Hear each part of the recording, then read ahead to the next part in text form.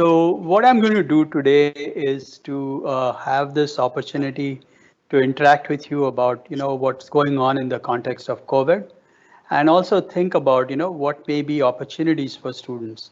So this is a fairly general conversation, and I want to keep this fairly open-ended, and I want to spend enough time answering your questions. So my plan is to speak for about 20 to 25 minutes, and then hand it to our young team to ask some hard questions and exciting questions. And also, if you have any questions, feel free to put it on the chat window, and we'll try to do justice to as many questions as we can.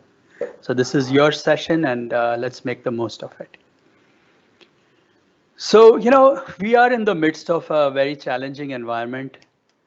Clearly, COVID-19 is something that we've been in for the more than 110 days now, and all of a sudden have had, our lives changed in some sense.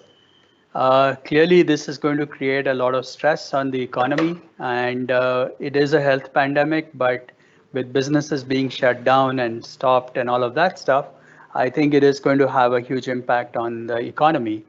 And clearly, all of you probably feel the brunt of it in some form or the other. Every challenge, however, opens up new opportunities, and that's what I'm going to talk to you about today. And what happens to you really depends on how you respond. So a lot of how you come out of this challenge depends on what you do now and how do you respond to these changes and the challenges. So my plan today is to share with you the opportunities that exist and encourage you to act so that you can think about what you should do now so that when the life gets better and you're back to normal, you have a better slot of where you would be. I just want to set a little bit of the context before we get into the specifics of the topic. Most of you who have joined this call are probably about 20 plus minus 1 or 2 years old, so between 18 and 22. And despite COVID and every other thing that you have noticed, it is very clear that statistically most of you will live past 80, and actually a large percentage of you will live past 100.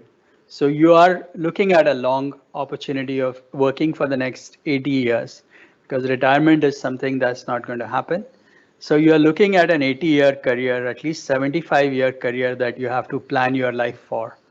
And the fact is that we have a lot of people in India. So you are one of 25 million people in your age group in India at the least. So at every age in India, in the age group that you belong, we have about 25 million people. So there are lots of you. And that is going to create the need for you to work all the way till you are almost 100. So your career span is a long distance run and it's not a sprint. So some of you who are in this college education mode right now somehow believe that it's all about getting that first job. What I want to point out to you that you are in this for a long distance run and it's not a sprint. So you have to plan your career better and think about a long-term view of how you will survive and do well in the 75 years of work experience that you're going to have from here on, and not be burning out in the next 3 years or 5 years just looking at the first job. So that is the real context in which I wanted to set this discussion. So if you look at it that way, COVID, even if it lasts for 6 months or even more, it's just a temporary glitch. And I want to also reassure you, or rather tell you, or warn you if you might want to call it, that in your life of next 75 years, this will not be the last pandemic you will experience.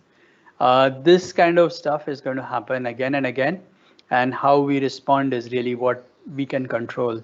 The fact that there will be a pandemic is something that we cannot control. So with this COVID specifically, what has it changed for us? As you all observe, and we are doing this call on a video conference, so clearly technology has become ever more important.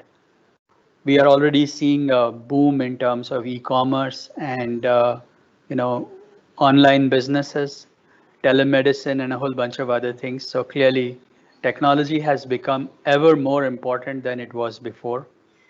This is going to be a big phenomenon. When the shutdown happened, all of us were forced to work from home. But this model of working from home has really worked well for every one of us. So I believe work from anywhere is going to be the new norm. The third point I want to make is that, as you would have noticed, we realized that we were not very well prepared for a pandemic of this kind. And we observe that every time. And I think because of the way this pandemic has happened, all of us have realized the importance of being resilient and trying to be better prepared. Now, this is at an individual level, it is at the company level, and cities, and also countrywide, and also worldwide. So I think everyone is going to work on how to become more resilient in the future.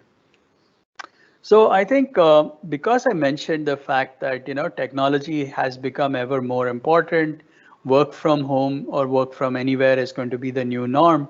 I think this is going to be a change and a shift for the IT industry for the better. I think what we see here is that because of the need for the technology and the requirements that have gone up, I think there are new opportunities that are going to come up. In addition to that, I believe the ability to work for anywhere in the world is going to boom the next round of outsourcing in some form. People now are available all across the world who are our market and customers. And clearly, we can sell to anyone, and we have the best available uh, people who can solve these kinds of technology problems. I do realize in the short term, some companies have been putting, recruitment on hold and various other things. I can say for Persistent that we are not doing any such thing. Actually, we are hiring in large numbers. But I can believe that in the short term, companies are cautious because of the uncertainty. But if you really think through it, the IT industry as such in India will continue to flourish. I'm also extremely bullish about India as such as being the land of opportunity for technology. So far in India, we have been kind of on the back foot for technology. We have not necessarily invested a whole lot in products and technologies for the Indian market.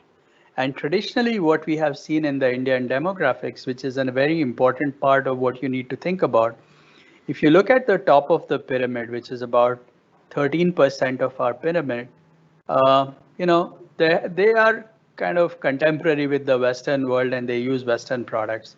But if you look at this middle of the pyramid, the aspiring Bharat, that is, as it is called, that comprises of 175 million households.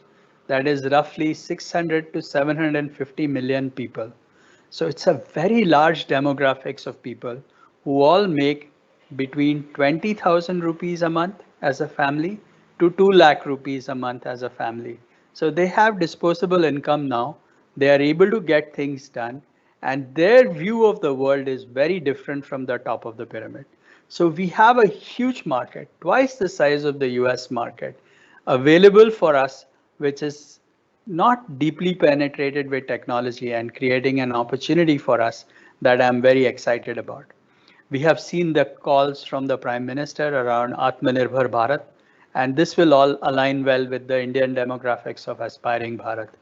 Moreover, we are seeing a lot of anti-China sentiment in globally, and this I think is an opportunity for us in India that we must absolutely exploit at any cost.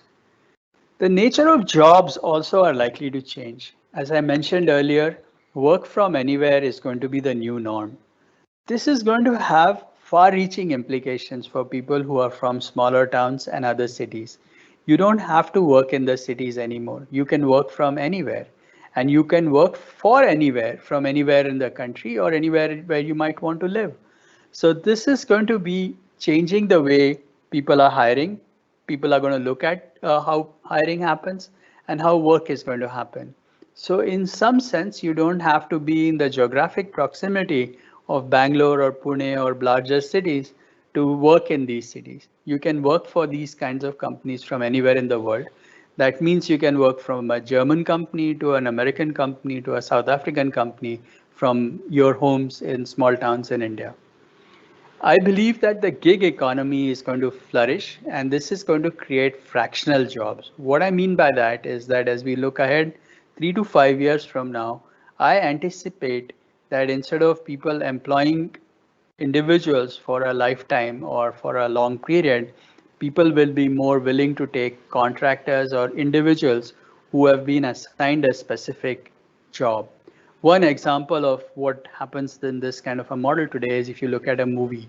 So when you make a movie, the team is assembled for that movie. At the end of the movie, the entire team is disbanded and then they wait on the next movie. So people work at a movie at a time rather than working as a job for a company. So this is really how this might happen in the tech and other industries as well. And I expect that if this were to happen, this will flourish. This flourishing fractional jobs will create and favorable will be favorable to those who are enterprising and who have expertise. So if you are on the receiving end of this, you are looking for jobs in the fractional economy or the gig economy where you're looking for fractional jobs and you can work from anywhere.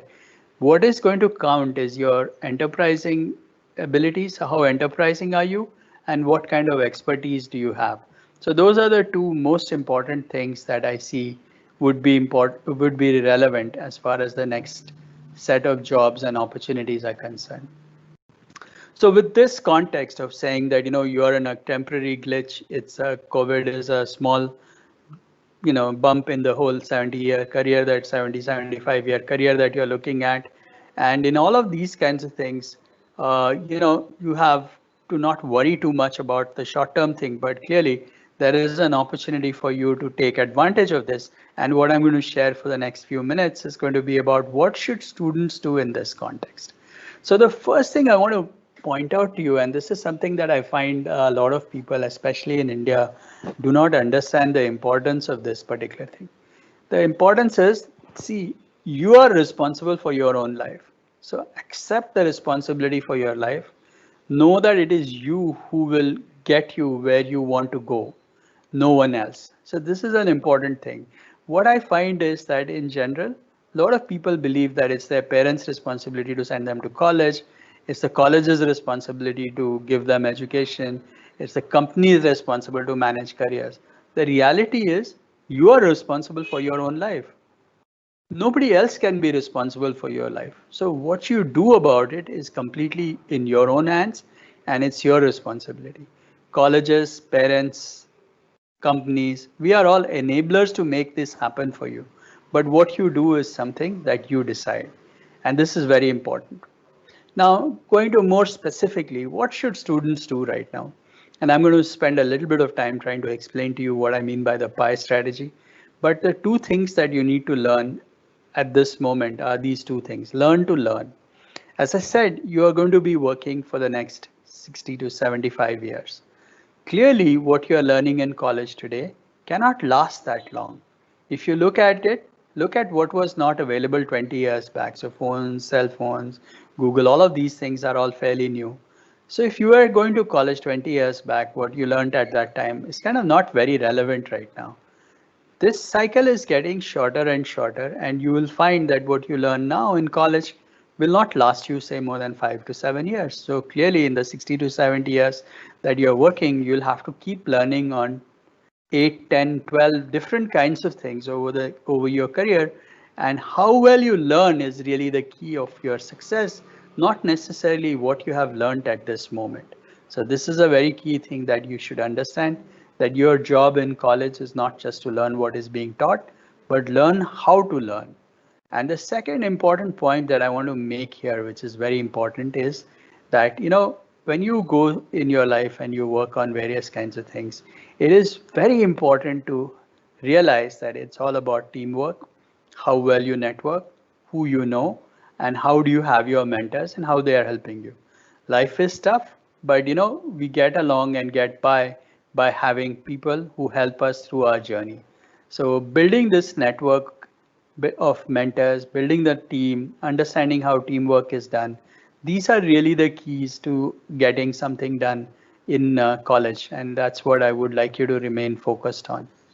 Now, when I mention the pie strategy, what is really meant by the pie strategy? So as you see, pie has a horizontal line and two vertical lines. So the horizontal line signifies that you need to create, while you are in college, you should get broad. You should learn as many different things as possible, and breadth matters. And in that, you should not restrict yourselves only to computer science subjects, but think about the broad world, including social sciences, art, science, whatever else. So what you learn is less important because the objective of learning while you're in college is not just what you learn, but how you learn and learning to learn. And when you do these subjects, which are different from your total sort of major, you get to learn very different kinds of things and you learn how to learn better. So it's very important that you think about it that way. The second point I want to make is that you will not succeed well unless you really get deep into one subject area or some area that you say, okay, I'm a real expert on that. And in addition to that, you should also have sufficient depth in one other area. So I would suggest thinking about two different areas, sort of complementing each other as areas of expertise that you need to build out. Now, this is true not just in college, but in the early career as well. This is something that you need to think about. I think technologies are going to redefine industries. And since I come from the software and IT business, I thought I'd share with you the areas that I'm tracking right now as potentially areas where you're going to see a lot of action. So if you are looking at saying, okay, I have some extra time, where should I spend it? What should I read? I think clearly cloud computing is going to happen in a big way. It's already there. As you have noticed, a lot of us are able to survive today and do well because of our dependence on the cloud. We are not anymore dependent on offices or places where you are working only from your own office. A lot of the equipment that we are working on is already on the cloud, and that has really helped us during this period. And I see a much greater dependence on the cloud moving ahead. And that is true for data management as well. We are collecting a lot of data, managing a lot of data, and we are able to respond because of the data that we have. I am extremely optimistic and bullish on what is likely to happen with artificial intelligence. And voice-based interfaces are again another thing that I think are going to happen. Edge computing, 5G and Internet of Things, and all of these kinds of areas are also, I think, poised for growth. A lot of the experience that we have seen in the last few months because of COVID have really prompted us to understand the importance of the networking effect, and the opportunity of 5G is really very tempting and exciting. Finally, in this kind of a world, you have seen that it is very important to be secure, and there are lots of people who are hell bent on creating mischief. So, cybersecurity will continue to be important and will become an important area in the future. So, this is just a quick overview of the 6 areas that I think I'm particularly tracking. But there are, I expect all areas of technology to be very effective and important. In terms of technology redefining industry, you can already see the importance of healthcare. We have seen that technology can really transform healthcare. I expect telemedicine and remote sensing of devices and various other medical devices to become very critical and very important. Education is poised to change. I'm pretty sure colleges in the next 2 or 3 years will look very different. Online education is here to stay. Already we are seeing changes in retail. Again, here online is something that we have seen. We have been seen a lot of challenges on the travel and hospitality area. But I expect that technology will transform these. We'll have to come up with new ideas of how we will travel in this kind of an environment and how will we manage hotels, hospitality, and various other things in this thing. One area that I'm personally very excited about is the genomics and biology that is happening.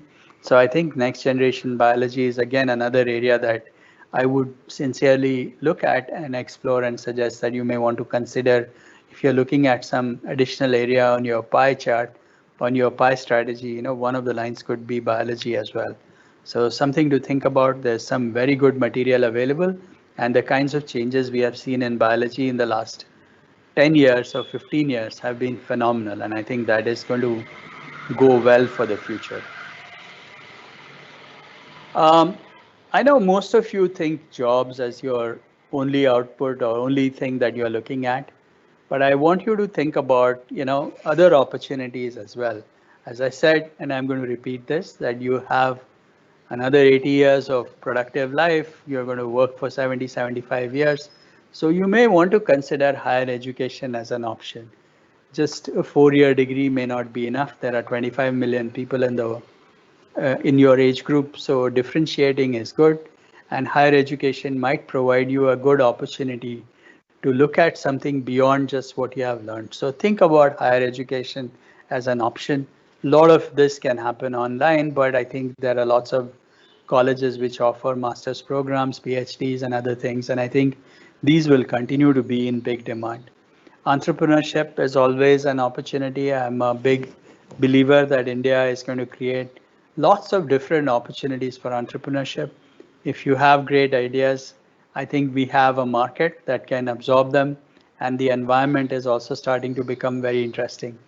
If some of you are looking at short-term jobs or short-term activities or things where you feel like, you're not ready for the enterprise, you don't necessarily want to do a job, think about social enterprises. Spending a couple of years in a rural setting or working with somebody who is not necessarily, um, you know, some of those who are challenged or in certain areas where you might have where they need help or some people at the bottom of the poverty line or any of those kinds of things can provide you much better perspectives and ideas of the future. So I would highly encourage you to look at social enterprises and social service as an opportunity for the future. This is something I'm not going to spend too much time on, but I've been telling people who manage professional careers of 40 years that you should have a roadmap which pretty much looks like this. In the first 10 years of your career, your job or your objective should be to learn and network. And by learn, I mean go as broad as you can. In the second 10 years, expect you to establish an identity, define who you are, and then in the third 10 years you pursue your corner office, and then you have to set yourselves up for retirement. But retirement doesn't mean you're not working, because you are going to live way beyond the 60 or 70 that you'll be your retirement age, and you have to set yourselves up for that.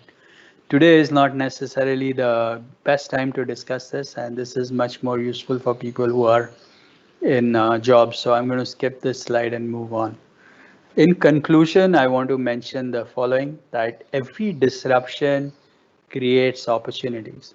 So you have to look at disruptions as an opportunity and not just get disheartened by the fact that there are challenges, life has become difficult, certain jobs are on hold, all kinds of issues of that kind. But don't worry about just those kinds of things, because I think there is a lot of opportunities as well, and a lot of what you do depends on what you do about it. So I would encourage you to dream big, think broad, what all can be done. Don't be very cocooned in your thinking. Think, dream big, think broad, but act in a focused and a precise manner. And what you act and what you do now is really what determines what will happen to you, like I mentioned earlier. And the last point I want to make is that time is precious, make the most of it. So I know most of you are working from home or studying from home, but you have the time, all of you have the same amount of time. What you make out of it is going to determine how you come out of this whole challenging environment and look at what might happen in the future. With this, I'm going to pause here, and I want to thank you all for inviting me for this session and giving me this opportunity. I'm going to quote with this final quote that I have from Calvin Coolidge, but this was actually also used very exhaustively by Ray Kroc in his move, in who's the founder, or rather the first CEO of McDonald's. And I'm not going to read it, but I think the key message here is that a lot depends on what you do. So you moving to do something, press on as he called it, is really the key to where you need to go. Let me now pause here and take it back to the group on the video and see if we can hand it back to our team to see what the next steps are. Sure. Thank you so much, Anand, for this lovely session. With this, I am now going to request the young team that we have, Omkar and Asa, to take over. Over to you guys. Thank you, Sanket and Dr. Anand. It was a wonderful Just call me conversation. Anand, actually. Don't call me Dr. Anand. It sounds very awkward, actually. Okay, Just call all me right. Anand. That's much easier. Yeah. Uh, So Anand, I have a set of questions for you from the Yes. student's perspective. So your first question is, you must have had a lot of highs and lows in your career when you began as a fresher. So is there any remarkable experience that you would like to share from your early days as a software professional? Okay, so just to give you a little bit of context, okay, so I started off my career. So I did my BTech from IIT Kharagpur, okay, and after my BTech, I went to the US and did a PhD there. So for the first, after completing my BTech, I actually was a student for another 5 years, and after that, I got into a job where I worked only for 18 months in a company called Hewlett Packard Laboratories in the US, and came back and started Persistent. See, the thing is, each one of us has a bad day every few days, okay? And Right. this doesn't change. Okay, it happens to you when you are starting out. It even happens to all of us on an ongoing basis. So difficult times, bad days, this is a common theme. But one thing you have to understand that, you know, a lot of what happens is disastrous consequences or something really bad doesn't happen all of a sudden. It kind of builds up. And Yeah. what each of us needs to think about and do is to remember this fact that, if you do something crazy or something not right or it's not challenging, you have to wake up and try again the next day to be better than what you were yesterday. Right. And if you are able to keep adjusting this as you go along, then you have lots of small setbacks. But by the time you look at the big picture over a period of time, you will find that you are net positive in the whole scheme of things. So that's really what it is. So having small setbacks is not the end of the world. How you respond to those setbacks is really what makes the difference. So if you look at, say, a race or something, someone loses a race. Yeah, meaning every time who has any champion that you see has lost races in the past. The difference that makes for that individual is that individual who comes back and races the next day just that little bit better, right, is the one Yeah. who eventually wins. So we all see that, and I can, as I said, every day we make mistakes, we may do some things wrong. Certain days you do a lot of work and you find the results are not there. So it is depressing and difficult. It's just how you respond is what makes the difference. Right. Correct. Wow, that was a great answer. So I'd move to my next question. So So we, you're going to alternate, or first you're going to ask and then he's going to ask. no, I'll ask my questions and then I'll hand over the charge to Omkar. Okay. So we have heard about a lot of companies that are coming up with, women empowerment initiatives.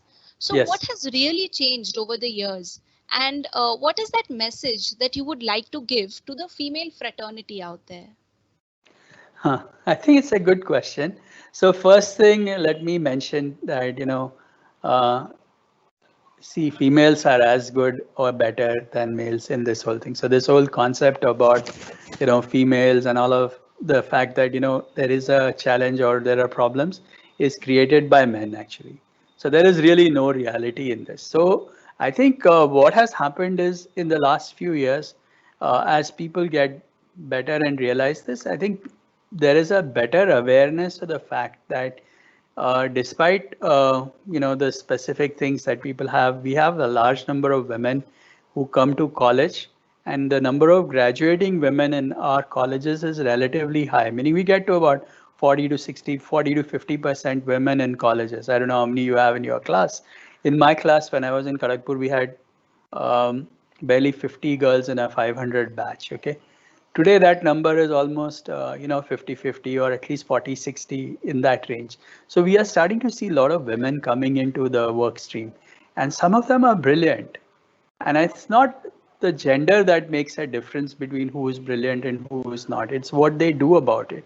Unfortunately, organizations have not traditionally taken care of this thing and have not necessarily provided enough opportunities because of the biases and various other, should I say, dogmas or other things that people at large have kept in their mind. And I think it's time we changed some of those. So I think organizations are starting to be more sensitive about this fact that Right. all of us have the brains and capabilities to do what is brilliantly required.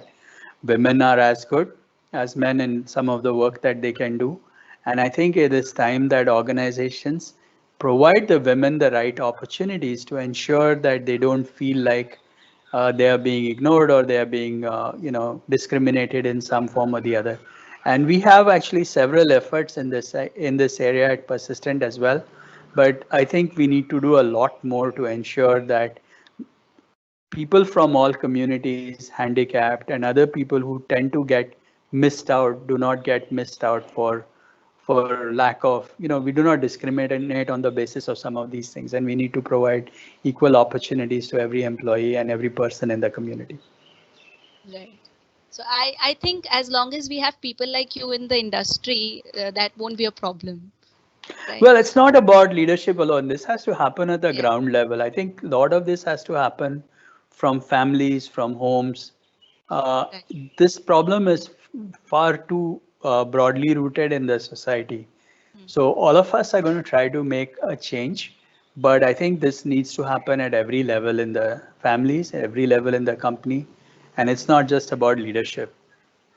Yeah. Right. Okay. So my last question for today, for you is, like, as the founder of a company, what are your expectations from the upcoming generations? Good question. I think, see, it's like this. I believe that we have a very smart generation. The generation that we have, and I have two kids. My daughter is 28, my son is 23, right? So I can see that the kids in that generation, those who are in the 20s, have amazing knowledge about what's going on. They have always lived with the internet. They have access to the greatest technologies and everything else. The second thing also is that if you look at the context in which they're growing up in India today, we are at a point where, if we do a few things right in the next 10 years, we should be a very dominant player in the world economy for the next 100 years. Right. Likewise, if we don't do those good things in the next 10 years, we are likely to suffer for a very long time after that. So I think the next 10 years are very critical. And I think the youth today know about that. They are very smart, they understand this. I just want each one of you to really be truthful to yourselves, be honest about it. Don't cheat yourselves, don't cheat other people as well. And be good human beings and be ambitious. I think each one of you aspires for a better self and a better nation. Overall, the effect is phenomenal, and I think it's the youth of the country that define what happens to the future of the country. So I'm very optimistic. I just want each one of you to be true professionals. Be true to yourselves. Don't cheat yourselves and don't cheat other people on this. There are a lot of responsibilities that you have, and I want you to face them head on and take the world along. Right. That was a great interaction. Now, I would just like to pass over the charge to Omkar. Yeah, I think we are also taking questions on the board, right? Yeah, yeah, sure. After this interaction, we'll be moving to the Q&A session from the Right. audience. So, audience, if you have questions that you want to ask, please go ahead and put them on the board. And we have a team that will look through them and get them answered as well. So, Omkar, what do you have in mind? Hello, Anand. Hope you're doing well. Yes, I am. All right. So my first question is that coming from a very competitive background, so like it's been deep rooted into our society. So at the school level, you want to be the class topper. At the university level, you want to be the university topper, and even in the professional workplace, you would obviously want to be a class apart from your colleagues. So speaking of competition at a global level, so how can one exceed at the global level? No, so I think let me split this thing into a sub parts of what your question is. So first is it, so let me sort of twist it a little bit and say, I think it is good to you for everyone to excel, okay? But what does excellence mean? Doesn't have to be how you compare with the peer group that you are sitting in, your class or whatever else, right? You have to look at excellence in two forms. One is, are you better today than what you were yesterday? So that's a personal direction of your vector that you're looking at.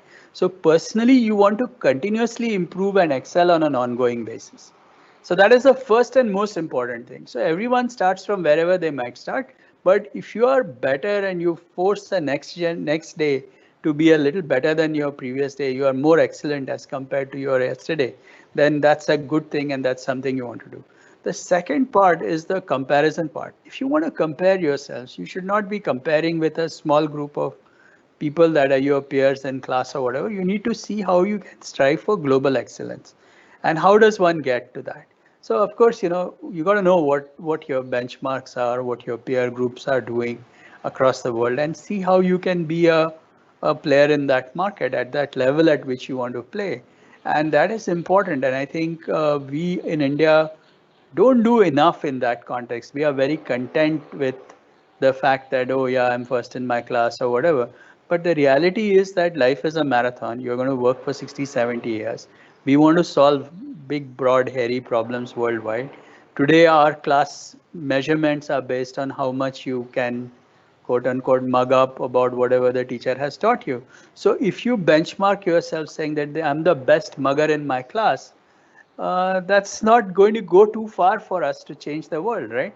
So I think it's important for us to remember what is the competition that we are competing against and what are we trying to compete for, and not be content with just competing with a few people in your class. And I think in some sense, the other related point I want to make in this context is that while you may be competing with other people in your class, your classmates are really like you, from India, from our kind of a group and all that. I think the goal for us, as I pointed out to you, is that we all need to compete with the rest of the world. Okay, so you will be much better off if you as a class or you as a group or we as a company all work together to build products, solutions, technologies that are world beating. And we are not comparing ourselves with each other to the point that we fight amongst ourselves and all of us lose, right? So our battle is not between our classmates, it's between the rest of the world, right? So we have to work together to make sure that we are getting to that point. So going just to summarize, one, excellence. Yes, absolutely. We want to be excellent. Each one of you should think about excellence on your own vector. So I want to be better today than I was yesterday.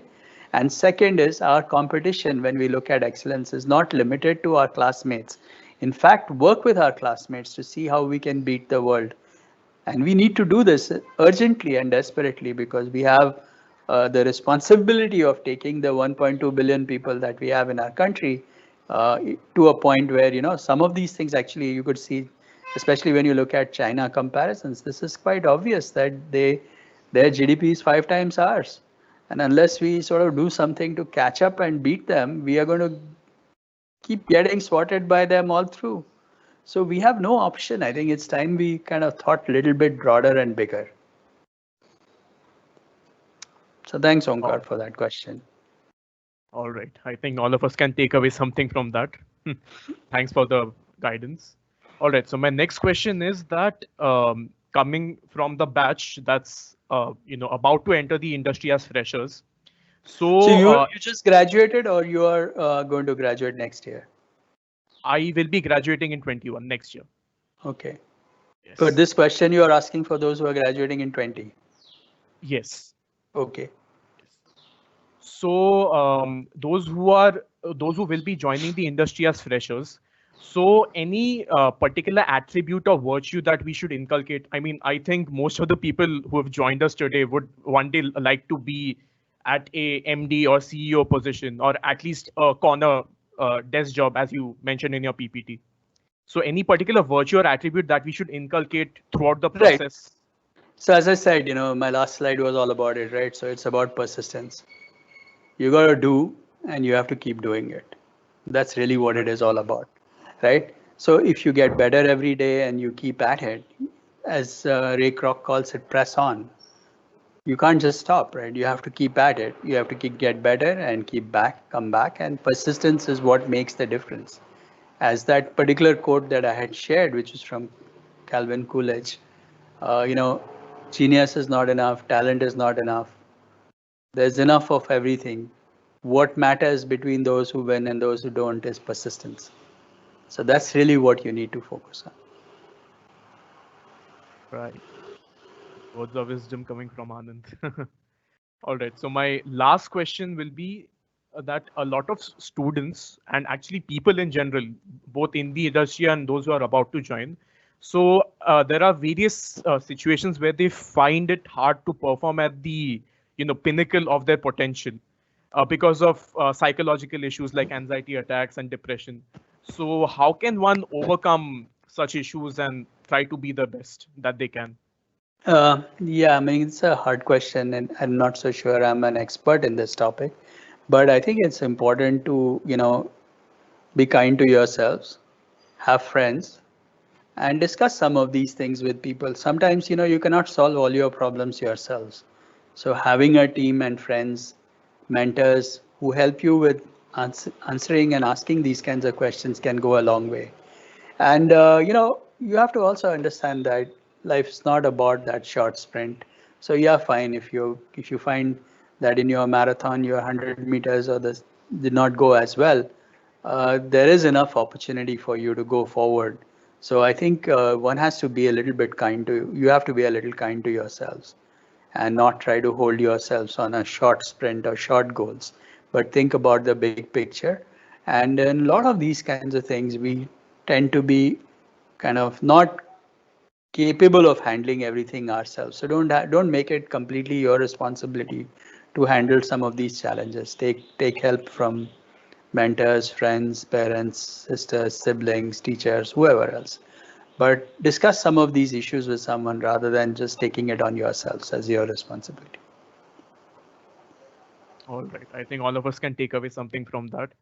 It was wonderful talking to you, Anand. We really got a lot of insight into what we should do and not do. All right. So with this, I would like to conclude the direct question and answer session. And over to you, Sanket, to present the next section. Thank you so much, guys. I think it was quite interactive. Thanks, Anand, for that. So now, Anand, we're going to move on to the Q&A section. So we've got people who've been publishing a lot of questions. So I'm going to start off with the first one.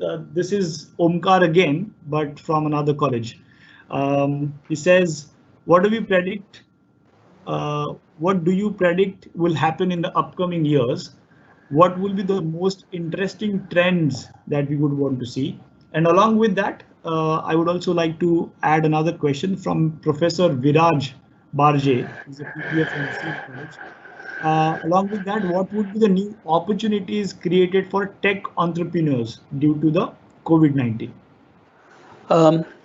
See, there are lots of opportunities, and I don't want to single out one area or the other area. But see, the reality is, if you're looking at next generation opportunities, opportunities start with challenges. So this is how it works, right? So I find something is not appropriate. All of a sudden, I realize that healthcare, I cannot, if I'm in a COVID-like situation, clearly telemedicine would be so much nicer. So we look at telemedicine. Oh, the technology for telemedicine is not very good. It's not very expensive. It's very generic. When I'm doing telemedicine, I'm not able to see the pulse. I'm not able to feel the heart. So a lot of these kinds of questions come up, right? So when you realize these kinds of problems, the smart people don't just say, oh, it's a problem. They find a solution around that. And these solutions, if they are packaged in the right format at the right price, that's what entrepreneurship companies are all about. And sometimes what happens is that difficulties and challenges are really responsible for finding out what needs to get built. Trying to build something just because, I studied networking last semester, so now I'm going to go build a network. That's not how you build a company. What you do is you look at what are the needs in the market, what are unfulfilled needs that you can provide at the right price point, and if you are able to get that equation right, then that's how startups happen. And technology is a way to solve these kinds of problems. So that's really what it is all about. And I think again, I want to point one more thing to you guys. See, when you're solving these kinds of problems, you're going to bring in things from different areas together.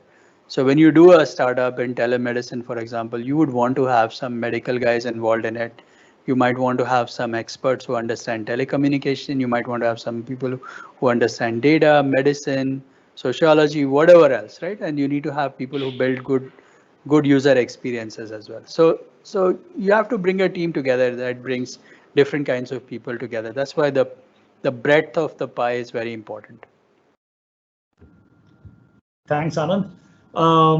We're getting a lot of questions here, but we may not be able to take all of them. So the next question is from Mr. Indrajit Sunavani. He's a TPO. He says, thanks for the opportunity to listen to you. His question is, nowadays many ed tech, which is educational technology companies, are coming up with different teaching learning processes. So Yes. does it or will it dissolve the value of professional degree? Yes. So personally, I believe that the professional degree will become less important. Um, though education and knowledge will be even more important. And people will be willing to accept a collection of micro certifications rather than just a big degree. So I do expect that colleges and individuals will be expected to learn all the time. So, if I'm hiring someone at 30, 35-year-old or somewhere in the middle of the organization, I'm not going to depend only on his college degree. I will expect multiple certifications that need to happen. And in general, I think this whole college being 4 years of intense thing, one degree, and then you are done for life, that concept is bound to change, and EdTech is going to change that. I think COVID is going to make it happen faster than it would have happened otherwise. So I do expect that quote unquote college education as we see it now is up for disruption. Um, and really think through this. What are the things that colleges provide? Colleges provide certification, they provide course content, and the camaraderie that you get to meet other students. Clearly, the certifications can be provided other ways. Content is now available online, and then the camaraderie part is what the colleges are providing today. And I think there is going to be a change in the way we look at college education in the future. Right. Right. So the next one is coming up from a professor at Sanjeevani College. It says, do fresher needs to focus on data structures and algorithm or learn new trending technology like ML, NLP, DL, etc.? What to choose to tell the balanced solution? No, so as I mentioned already, right? So I've given you this pie approach to thinking of these kinds of things. So you need to have a broad education of all kinds of subjects because when you look at, even if you were to look at machine learning, you have to apply that machine learning to something. So you need to have a broad understanding of various subjects and then maybe one or two areas that you need to be deeper in it. And that's how I would recommend you look at colleges and how what you should study as an ongoing basis. Okay, all right. So the next one is Omkar. I think Omkar name is doing quite a few rounds today. Sir, DevOps is the most trending technology nowadays. What are your views on this, and what will be the process if we want to dive deeper? Well, yeah, I mean, DevOps is certainly hot right now in the context of job recruitments. But I think these are all trends that keep coming in and out. I wouldn't worry too much about one specific things. To me, these are all skills, and it's good to have skills, and you need to have all these kinds of skills. So they keep changing. And how do you learn skills? By doing it. So practicing is what makes these kinds of things happen, and there are enough techniques and tools available to learn how to use these kinds of things. There's enough available online, and when you write production code, you will get to see how DevOps works. So yeah, I mean, I think it's important, but don't want to over. I want to point out to college students specifically that your objective of your 4 years of college is to not worry about just the first job, but figure out how to learn enough new things on an ongoing basis and figure out the ability to learn to learn. A lot of these things you will keep learning. We are as a community full of jargons and we create kind of new jargons for simple things. But, it's not such a big deal actually. A lot of these things you'll figure out when you need to figure them out. All right. Thanks, Anand. So the next one is from Professor Hemant Kumbar from Baramati. He says, "Hello, sir. Thank you for a very nice roadmap for the future for your suggestions. What you've shown in the session. What solution will you suggest about the online live teaching, as availability of resources like internet connectivity, computing node is practically a huge issue for many parents, students, and faculties too." Yeah, I mean, it's a problem, but I think we are getting better at it. And I think if you look at, let's imagine COVID happened 10 years back, life would have been even worse. So we are better off than we were before. Yes, there is still last miles problems, and I think uh, all of the world is working on solving them. So I think we'll get through them. And in terms of how do you teach a class, again, a lot of that depends on you'll learn as you get better at it. So when you start off, you might do a certain things. The only way you become better at something is by asking and collecting feedback. So once you do a class, ask your students what you did right, what you didn't do right, and if you find that you can figure out a way to improve, then that's important.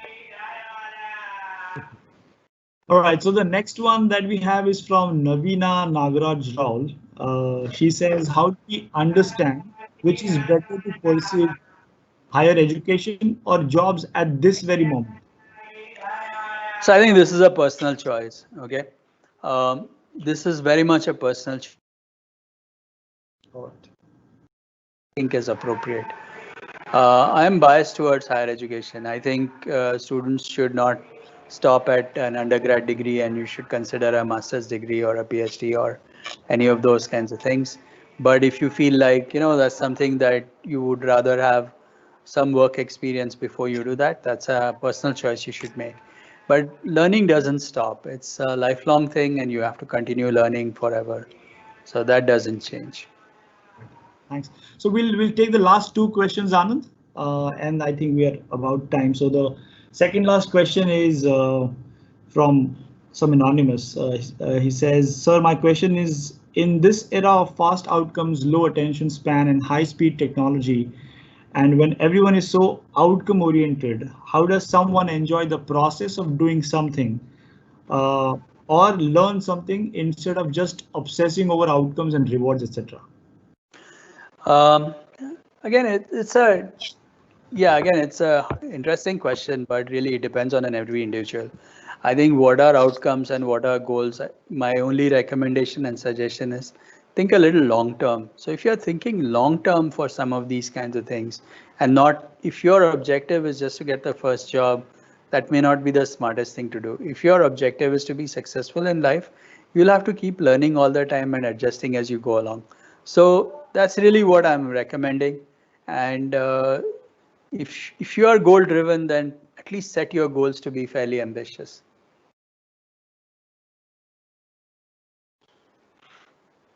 All right, thank you so much. I think we are going to go with the last question. Says, I think you've covered it, but I'll take it anyway. As you said, higher education is important, but the thing that I've noticed in the last few months is demand is declining as major tech companies have started no degrees required. So is it really important to spend huge sum and years, or in this digital era, we can learn online and grow? So absolutely, you can learn online and grow, and you should keep learning all the time. Unfortunately, many of us are not that well disciplined, and we find it difficult to learn on our own. So having a higher college or an aspiration of a degree or some of those kinds of things are often good things to do. I do agree that the whole concept of higher education or education at large is starting to become very fluid. So you will not know exactly when you will end and when you will start, but keep learning is very much critical, and I think that is the key to success. So really focus on that. Yeah.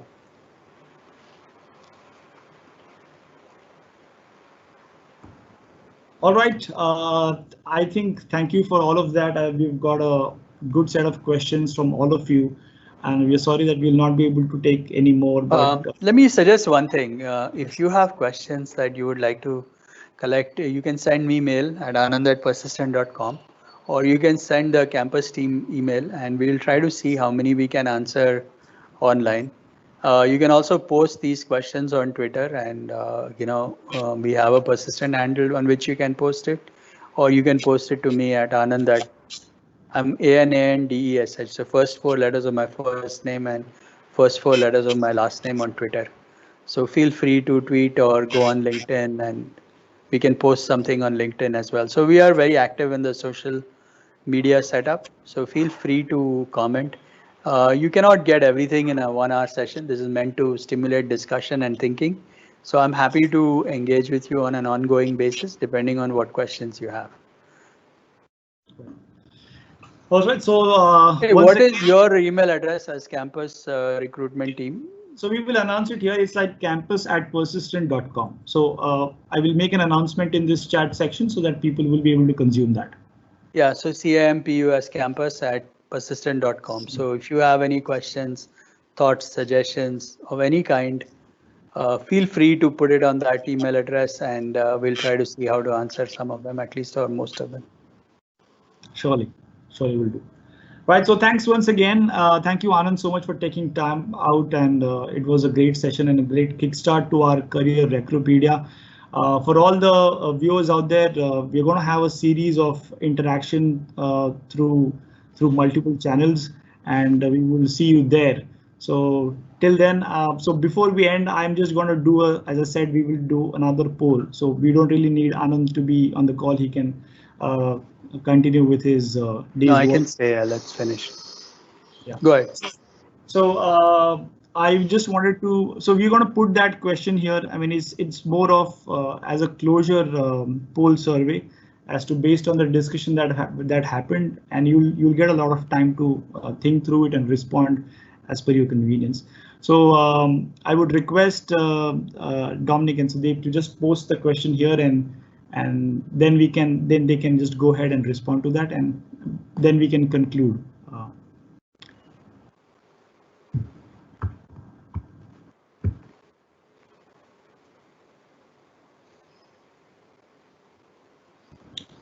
And just for most of them have been writing to us, the campus recruitment process, etc., will be covered in the upcoming thing. So don't worry about it. We will cover that, and we'll let you know more about it once we talk through other sessions. Yeah. Let me also thank Astha and Omkar for really being very thoughtful in their questions, and thank you for being participating in this. I really enjoyed chatting with you all.